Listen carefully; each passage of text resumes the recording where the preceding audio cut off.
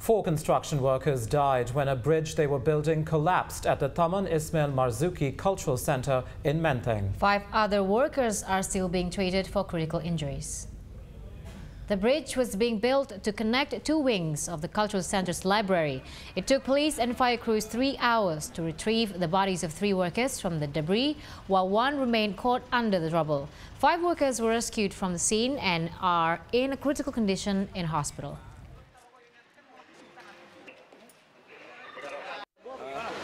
Ya langsung rubuh gitu. Langsung rubuh. Nah itu yang korban itu lagi ada di bawah apa gimana? Lagi di atas. Lagi ngecor? Iya ngecor. Oh lagi ngecor.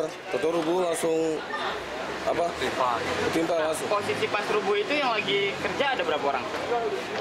Ada 9. Ada 9. Ini yang tertimbun ada berapa orang? Masih tahu nggak?